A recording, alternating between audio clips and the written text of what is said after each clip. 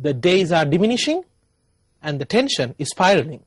Your confidence should be heading towards now nowhere else apart from the acme or the highest point.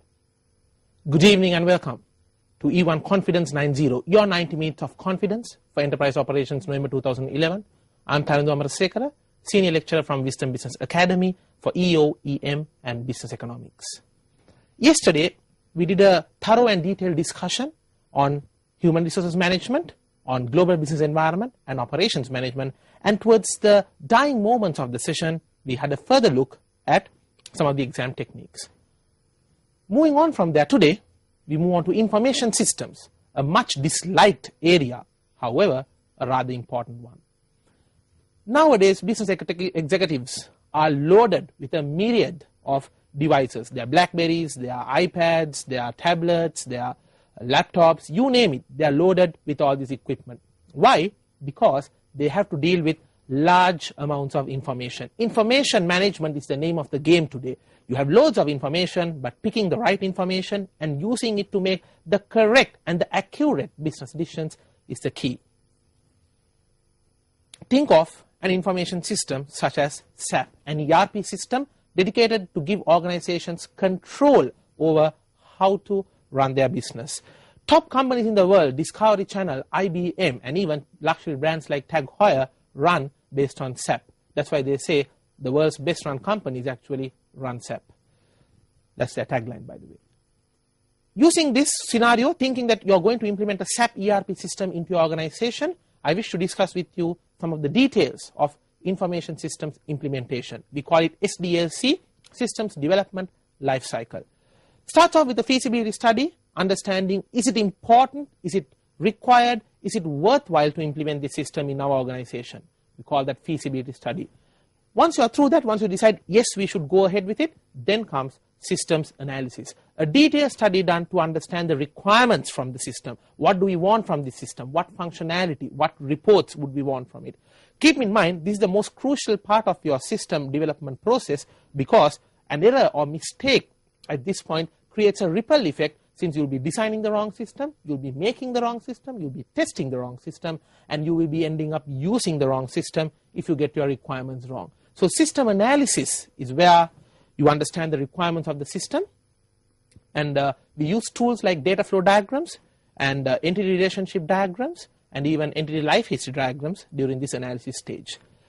Once we are through the analysis stage, we move on to the design phase, coming up with the architecture, coming up with a network design. If you're implementing SAP for a bank, how the different branches would be implementing this system, how the different branches would be connected, would all be coming up under the network design, which comes under system design.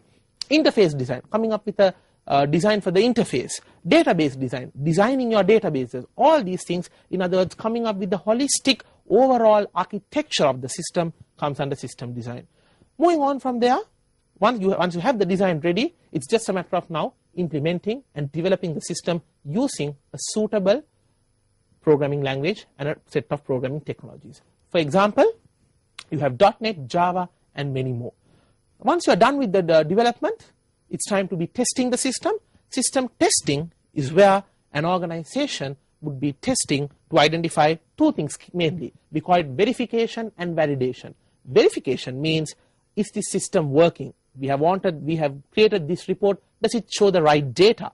And validation, on the other hand, is where we check, fine, the report is working, but is it what we wanted? You may be having 100 reports in your system that is working, but if those 100 reports are not what you needed, then I'm sorry to say the validation test has failed. So testing involves checking, does this information system have what we want, what we call validation, and what it has, is it working? Verification. Keep that in mind. Apart from the types of testing such as volume test, security test, user acceptance test, and even stress testing, which is a part of volume testing, and also we conduct contrived testing. We reduce the resources given to the system and keep on running it under resource constrained environments to check the minimum operational requirements for this system. Moving on from system testing, we go on to a system implementation. Now system implementation is where we take the system from the organization and we install it in the actual customer organization. In other words, if you take SAP, if a bank is getting SAP developed, or if a manufacturing company like Tag Heuer, or maybe even a service company like Discovery Channel, if they are installing SAP, they would first, the SAP company in their headquarters and in their programming offices would be designing the SAP system which will be suitable to Tag Heuer, and then you have to transfer that system from the SAP company to the Tag Heuer environment. Now this phase has to be very smoothly handled, since many projects, many IT projects go haywire during this time period. There are 4 key methods, 4 key approaches towards achieving system implementation. Number 1, we have direct implementation, that is where you straight away go and put the new system.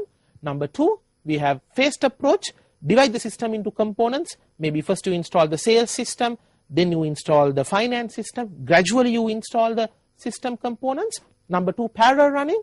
While Tag Heuer may be running their old systems, you also install SAP, and once people get familiar with it, you get them to change over, what we call parallel running. And finally, pilot approach, especially for a bank. If you're installing SAP, you install it in one branch, recognize errors, correct them, and then you roll out the entire system correctly throughout the entire bank network or all the branches. There's also a type of pilot testing, what we call retrospective testing, where retrospective pilot approach, where we first take the old data and run it in the new system, check whether everything is accurate and in line with what has been processed earlier.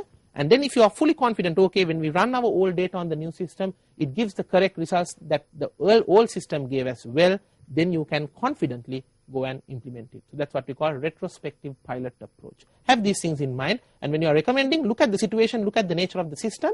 For example, if it's a basic system which is very simple to use, and users and the employees already are comfortable with the system, then you can go for a direct approach rather than wasting time with all these other methods. If a system is to be successful in an organization, make sure that you properly train your people. So you need to provide proper training with regard to the system. The senior management can be given a basic overview about the system, and the middle level management can be provided a detailed information regarding that particular module.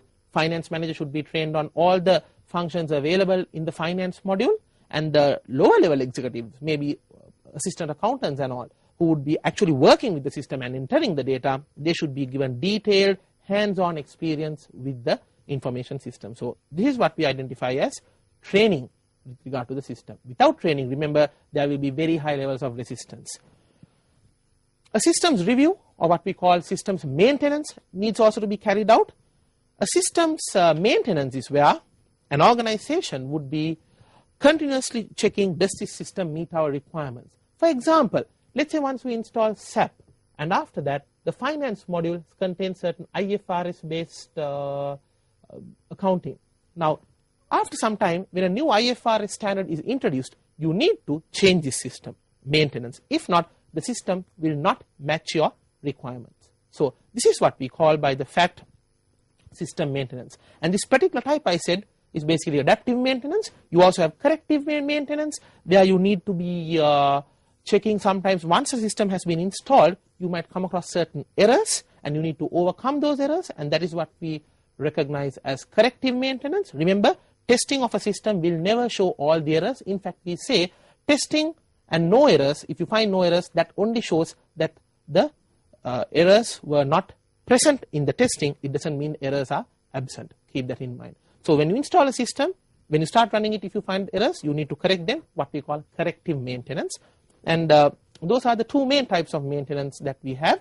And I want to pay a very special attention here to managing resistance. Now remember, why you are learning this IT system development life cycle is simply because not to be working as a techie geek, however, because you need to understand what goes on, and through that handle the management aspect. A key area that goes wrong in information systems projects is actually the people management. They don't like resistance. If I ask you to cross your arms, you might cross it like this, and if I tell you to reverse it, you might have to hold it like this, but you may feel uncomfortable, like how I am feeling not so comfortable right now. That's human nature. Humans are not happy to even do a simple thing like changing of the way in which arms are crossed. You think they will be comfortable with a information system, a new information system? Well, that's a lot of hoping, my friend. So therefore, you need to manage resistance, talk to them, communicate to them the importance of the system, get their participation, ask them to give ideas, sometimes even negotiate, change the way in which the system is being implemented. They may be not happy with the new system since they have to come on weekends for training. Negotiate and get them to maybe stay after work 1 hour every day and avoid weekend trainings. All these things can be done in order to manage resistance successfully when you're installing a new IT system. And no matter how well this new technology may be, if your new IT system is met with resistance, no matter how good technology it may be made up from, it just doesn't count. People will not be using it, and you might have to discard the information system. So this is what we call managing systems resistance. Another key area that I wish to discuss is information system security. In other words, what we call privacy and security controls. Now, before I go on to the details, let me tell you why I'm talking about this here. Why am I talking about IT security threats to managers, to cima students who are going to be future managers? Well, managers or management accountants, as we all know, are bothered a lot about the cost. And that's why I'd like to start by talking about the financial impact. Recent US Department of Defense and also the US Special Commission in charge of cyber attacks and cyber threats, a recent research done by them shows that on average a cyber attack will cost something between $4 billion to $5 billion for the economy. And further, if you take single examples, like in the case of Sony, where their PlayStation network was attacked and it was brought down, they had to close down 93,000 accounts of individuals. And even more widely, here's a number you might want to remember, the total financial loss that Sony had to bear due to this particular attack was $3.2 staggering billion. So this is the large amount of financial loss, especially for a company like Sony that is trying to come up during one of the worst recessions that Japan has ever faced. So this is the financial impact of attacks or cyber security threats that we face. It's also important in this situation to understand about some of the threats and some of the possible solutions to overcome them. Some of the common threats that companies face are viruses, that is harmful programs, Trojans, coming from the Greek myth, a program that would hide in organizational information systems but record all confidential details and report it slowly back to the hackers. And even, now who are hackers? Hackers are those who would unauthorizedly break into computer systems of an organization and start using it for their gain, disrupting it. And the worst part of these hackers is what we call organized e-crime gangs, where while hackers are mainly those who would carry out attacks for fun or to make a statement, like the anonymous group of hackers, or we call them hacktivists, e-crime gangs are those who do it for money. They are the hacker mercenaries, mind you. If a company wants to bring down a competitor, they just have to tell an e-crime gang, look, I want this company's website down for this amount of time on this particular day. What do you think happened to Virgin American Airlines, the domestic US airline of Virgin Group? When they launched it on the very first day in September several years ago, when they were beginning to sell their online tickets, the website was brought down, and later the attack was traced back to a group of hackers who were in fact paid by the top 3 domestic airlines in US at that point of time, United Airlines, Delta Airlines, and American Airlines. So this shows the danger of e-crime gangs. So all these are threats. Apart from these, we also have physical threats coming into companies, such as natural disasters and power outages and surcharges and all. And some of the worst type of threats that companies face nowadays is insider attacks. Unhappy employees attacking the company information system. In fact, they say over 74% of attacks nowadays in organizations are carried out by insiders, disgruntled employees who want to teach the organization a lesson. So these are some of the key threats that organizations face with regard to their information systems nowadays. Knowing the threats, it's also highly vital that you understand the solutions to overcome these threats that the companies face, and we'll discuss about them after this break.